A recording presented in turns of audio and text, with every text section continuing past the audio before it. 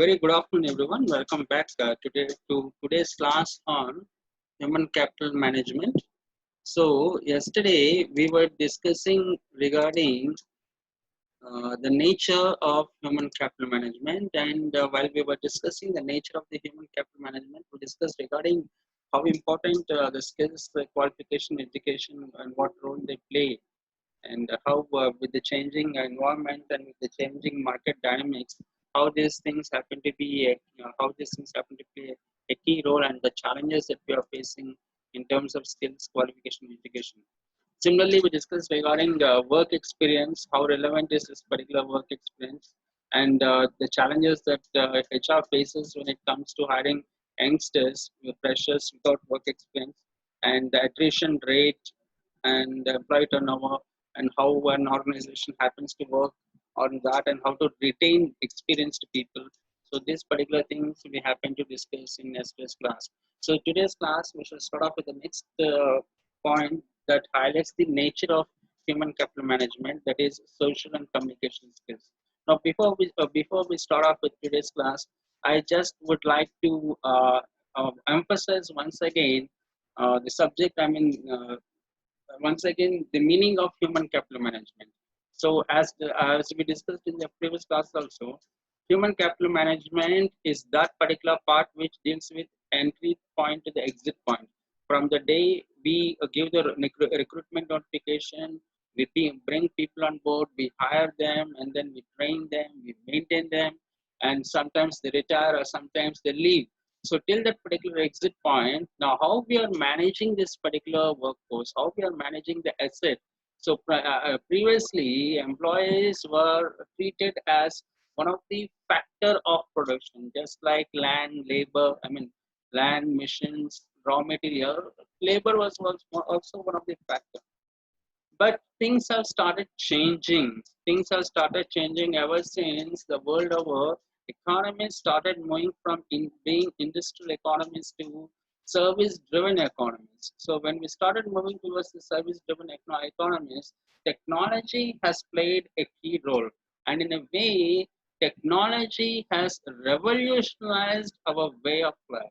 In the 21st century, we happen to see technology becoming a part of our lives. Today, without technology, we just cannot imagine running our lives or carrying about our tasks and duties. So it has become very much part of us. So in such a scenario, now human capital management has gained a lot of significance, right? Okay, so that's why today we are having a full-time subject, something like human capital management. So now coming back to the nature of human capital management, social and communication skills, they also highlight the nature of HCM, right? So for HR, one of the most important aspect or one of the most important trait for being a good and for being a successful HR is having good communication skills. All right. Now, when I mean by the word called communication, I mean your ability to transfer your opinion, your ability to transfer your knowledge, your thoughts across to the other person using a medium and making him understand your point of view. All right. So that's what I mean by communication. I'm not talking about the soft skills here. Communication does not mean just speaking in English or speaking good English or speaking decent English. I'm not talking about that. Communication means it can be in any language. It can be in your mother tongue. It can be in other languages apart from the ones which we know.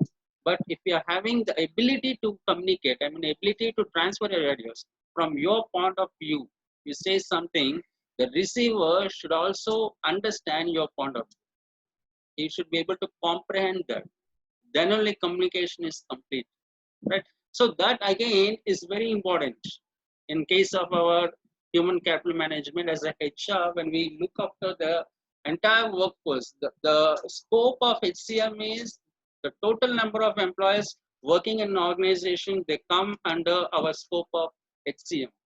So here when we're talking about that, one of the most important aspect of communication is HR should have the ability to understand, should have the ability to listen. right? Okay, first thing is your ability to listen, your ability to understand. The third and most important thing is your ability to articulate. Okay, you should be able to communicate crystal clearly without any confusion or without leading to any no any sort of chaos. Okay, so then only we have this particular. Apart from the communication skill, the other important thing that we look for in HR is the social skills. Right now, social skill in the sense like when we talk about the social skills, we are saying that HR should have something called as empathy. Right, you should empathize with your co-workers. Okay, there's a lot of difference between sympathy and empathy. So please do not get it confused with sympathy. I'm not focusing on sympathy here. I'm talking about empathy. Empathy is completely different from sympathy, right? Okay. So sympathy only makes your life miserable. Sympathy only makes you little, right? Sympathy makes you helpless. Empathy is not that. Empathy is sharing the other person's point of understanding the other person's point of view, sharing your neighbor's burden, your co-worker's burden. So when employees they come with certain trouble, they come with certain pain, with certain agony, with certain stress. They come to the HR to point at a particular issue. They come and approach you. See, in this is the area that I'm not comfortable with. So they bring you a grievance. It can be a complaint. So when they come, we should have that empathy to listen. So when I mean empathize, you should have the ability to listen patiently, right? And he should feel that the HR is genuinely trying to understand me. It should not so happen that you put your plastic emotions, display your plastic emotions and break his heart. Okay. So half the solution is not working on the problem that he has brought to you. Half the solution lies in your ability to listen. Half the solution lies in an ability to empathize, to share his problem, to share his burden, to share his pain, to share his agony. Right now, doing that, you have won half the battle. Right, and that first part is very important. When you do not empathize, even if you are providing the solution, he is not going to trust you. You're going to lose the trust of your employees. And being in a HR department, we cannot afford to lose the trust of our employees. Now that's going to be very costly, right? So this is again a very important aspect of our human capital management. Having the social skill, having the empathy and communication skill, trying, I mean, when you are communicating, communicate it clearly so that the other person should be able to understand. It should not lead to any chaos or it should not lead to any sort of confusion. The next is other important aspect of our human capital management for those of them who deal with this subject is the habit and personality traits. Right. For an individual, habits and personality traits they are of great value. Right. Now, what are these particular habits and personal traits? Some of them people call as something called as a principle. Right. Okay, some people say it is my principle. Right. So what are these traits we're talking about? Trait called punctuality, trait called self-discipline. Right. Okay. So some good traits like meeting your deadlines, right? Being a very good team player, adding value to your team. Right. So this sort of this particular your personality traits and your habits, they also have a lot of impact. They have a lot of impact on the team. They have a lot of impact on the other employees in the organization. So as a HR, we should possess, right? No, do not try to preach what you can't do. Do not try to impress or stress which you do not have. If you are not self-disciplined, you can't be talking about self-discipline to others. If you are not punctual, you can't be talking about punctuality to others. Because the moment you talk to them, when you stick out your hand, you're sticking one finger on their face, but the remaining three fingers are sticking on you. Right? So preach only what you practice. Preach only what you follow. preach that particular part of thing which you are doing in your regular life. So HR, as a HR, we need to be disciplined. You need to be punctual, right? You need to be respectful. Okay, you need to be a good character. Okay, then you can tell other employees in the organization. So those thousands of employees or hundreds of employees whom you're leading, right? Then you can tell, and when you tell, they listen without any complaints. And when you tell, they take it seriously because you're already doing that and seeing. I mean, you're already seeing producing the results of such traits in your own life, right? So broadly speaking, in any organization, we have two types of personalities. It can be an introvert personality or an extrovert personality. All right, an introvert is someone who shies away, who does not mingle, and who is self-centered. Now, in an organization, when we start working in a team, introvert personality is something that comes as a hurdle, something that comes as a stumbling block, right? Something that appears like a limitation. All right. So in organization, we need extrovert personality. All right. Extrovert personality in the sense being open-minded, being liberal in your thought, being open-minded, right? Socializing with other people. Okay. So that and being confident, right? One of the most important thing about extrovert personality is being confident about yourself, not in what you say or how you view others, but most important thing is being confident about your own self. So when you have this particular characteristics, now that's when you can gel well with the team. And this particular personality will not only help you in your own personal and professional life, but it also helps the team as well. So it is a job of the HR, those particular set of people who are involved in human capital management, to ensure the employees in their organization are extroverts. So identify this particular people who are having inferior personality, I mean introvert personality. So train them, boost their morale, train them, turn them into an extrovert, make them self-confident, confident on themselves first, right? So when that happens, now automatically organization also improves. Organizations, we start seeing results like effectiveness taking place at the grassroots level, and we start seeing results like efficiency taking place at the managerial level. And the last one, the last point or the last trait which characteristic which highlights the nature of human capital management is individual fame and brand image. Okay, today we are not only talking about company brands or organizational brands, we're also talking about individual brands. Employee branding has become the most common thing.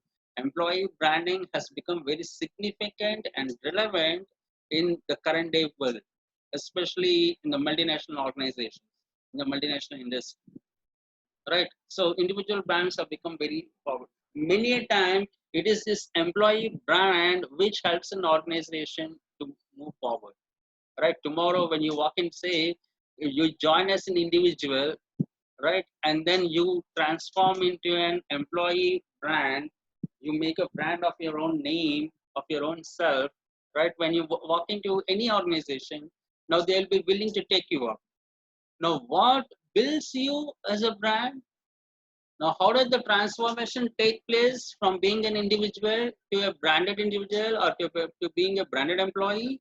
It is the kind of work, right? It is your skill that speaks. It is your body of work that speaks, right? Right? It is the talent which helps to transform into that. So, from being an individual, from being a normal employee, right, you are building around, you're building on your personality, you're building on your experience and your work, and you are having your own uniqueness, right? When we say this in marketing language, we say as positioning. Now you happen to have your own positioning, so you are somebody who is out of the crowd. You're not like just like the remaining crowd, remaining herd, right? You stand out. In 1,000 people, you stand out. In 10,000 people, you stand out. In your own organization, you stand out. In your department, you stand out. Right? So people will be able to see that uniqueness about you. Right? Your way of getting things done, your way of getting things work, your way of achieving results, your way of meeting the timelines. So there is that particular special thing about you, the way you work and the way you achieve results, the way you march forward, being successful in your professional life as well as in your career, right? So that stands out.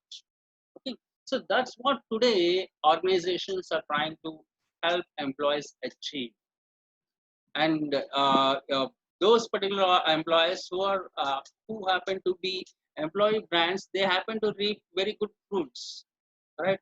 So they're being recognized in their own organization, they're being recognized in the industry, and they're being recognized by the world at large. Okay? And that has got a lot of benefits. It benefits not only the employee, but it also benefits the organization, right? It also benefits the organization because, right, brands increase productivity and brands increase the profits. Okay? So that's about the nature of human capital management. So these 5 points: the skills, qualification, education, work experience, social and communication skills, habit and personality traits, individual fame and brand image. So these 5 characteristics or traits, they highlight the nature of our human capital management. Now moving on to the next topic. So the next topic that we have got is role of human capital management. What role does human capital management play in an organization? So there are 4 roles that a human capital management plays in an organization. The first role that human capital management does is it encourages collaboration. And second, it builds commitment. And third, it addresses issues. And finally, it simplifies onboarding. So let us look at each one of them in detail. So coming to the first one, the first role of human capital management, what it does is it encourages collaboration, right? It's one of the important role of human capital management. Encouraging collaboration is one of the important role of human capital management in an organization, and it is driven at all levels of the organization. It's not just confined to one particular level, like at the grassroots level, lower management, managerial level, middle management, or the senior management. It's not just confined to one particular part of the organization, right? Cutting across the ranks, cutting across this particular designations, right? From top to bottom, okay, across the organization, among all the employees, now this particular collaboration runs. So, and what do we mean by this particular collaboration? See, man is a social person. Man, they cannot live in isolation. Similarly, organization is run by a group of people who are like-minded, who have a common object. So when the organization is bringing together a group of people having a common objective in their professional life, so that's what makes an organization, right? So when we bring this particular group of people who are common-minded, they need to collaborate with one another. Only when they are able to collaborate one another, organization as a whole can march forward, right? Now, collaboration between the HR department and the finance department, collaboration between marketing and operations, collaboration between marketing and finance. So they need they when we are talking about collaboration, we are talking relationships across the specializations, right? So that particular thing is important. Now, similarly, in your own department, collaboration is helping out your employees, right? You don't leave out any of your employees. You build that particular team spirit, right? So that entire function of HR works as one team. That entire function of finance works as one team. They share the spirit, the team spirit among themselves. And for the department to work as one particular team in an organization, what we need is collaboration. Collaboration is what drives unity. And when we are not having that collaboration, which means we don't have that particular unity, we are divided among ourselves. Now we cannot be working towards a common goal. We cannot be working towards a common objective. And we can't work like that, organization can never succeed, no matter what. Right? So for that to happen, one of the first thing that we need is collaboration. And our human capital management, basically in each and every department at various levels, encourages this collaboration among the employees. Right? This particular team spirit among this particular employee. Next is the human capital management also encourages employees to increase their commitment. It builds commitment, right? Commitment towards what? Commitment towards the organization, commitment towards their work, right? So this particular two, right? Now, without commitment towards work, you cannot have commitment towards organization. Only when an employee is committed to his work, then we say that particular employee is committed to its organization. Right? So human capital management drives this particular commitment. Right? And this commitment is again very important. Now, what happens when we don't have commitment among the employees? Time is wasted, and other resources are wasted. Organization cannot afford to waste resources, right? When there is no commitment, when employee lacks commitment at his work, the number of mistakes increase. In an hour, if he's manufacturing 100 units of products, right? Now, previously, when he was having the commitment towards his work, all the 100 were, successful. There were no defects at all, right? Overall, in a day, the defect rate might be less than 10%. Once he starts losing this particular commitment, now what happens is, he starts moving away from this particular commitment. This particular employee resources are being wasted, right? Efficiency, I mean, effectiveness at work starts coming down. So to use our organizational resources to the optimum level, and to be effective at workplace, we need commitment. Next, the HR should address issues, right? Now, what do we mean by addressing issue, right? So many people come with many complaints, many grievances. Somebody has got a complaint with salary, somebody has got a grievance regarding a leave, somebody has got a grievance regarding his officer, reporting in the workplace. So complaints can be of many directions. I mean, it can be from any angle, right? So when people come and then they try to bring their complaints to you, we should be we should have the ability to give solutions to them, right? Not quick fix solutions. Quick fix solutions will succeed at the moment, but in the long run, they fail miserably, and it only leads to broken hearts and broken relationships. Even in our personal lives also, quick fix solutions will never work. There is no shortcut to success, right? That's a universal truth, and it's going to stand forever. You cannot have a shortcut success and give it a name like smart work. Now that's absurdity. That's foolishness, right? So similarly, when employees come to us with their own problems, keep a timeline, right? When you take their particular complaint, now prioritize your complaints and keep them timeline. Tell them it's going to take so much time, right? Sometimes they may want immediate solutions. Sometimes they may burst at you, but you stick on to your conviction. You have that integrity. You have that particular courage to tell them we cannot have immediate solutions, right? As a HR, we are not having any magic wand in our hand, right? So you have this particular magic wand. That particular employee comes with a solution. You rotate your wand, swish, and then you're giving him a solution. It's not like that, right? It takes time to make certain rectifications, to arrive at certain solutions, to work out on certain solutions. It takes time. Sometimes it may be 2 days, sometimes it can be 2 weeks, sometimes it can be 4 days. It takes time, right? So tell the employee, make him understand, right? So we are putting all our best efforts to make him happy, to make him comfortable in his work.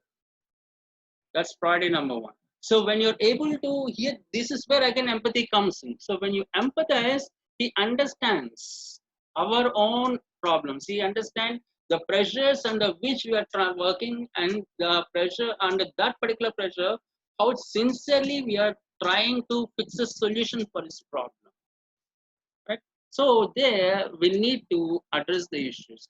So when you're addressing the issue, we need to be bold, right? We need to tell them the exact timeline that's going to take place, right? So we should not be bluffing. Okay. Next one, the other role the HR does is it simplifies onboarding, right? It simplifies onboarding. Now, what do we mean by onboarding? Once we understand what is meant by onboarding, then only we can understand this particular role of human capital management. Onboarding process is, I mean, it's like you take an employee, you go for a recruitment and selection process, and then, right, you take this particular employee, and sometimes it takes time. Campus recruitments, they do the campus recruitment in the month of December, and then they give the offer letter, right? Now what happens next? In the month of May or in the month of April, after you completed examinations, you take your offer letter, and then he asks you to go for medical examination. Say the physical examiner, he says your medical is certified, you're fit, medically fit, then they'll give you appointment letter. So when they give the appointment letter, then you are taking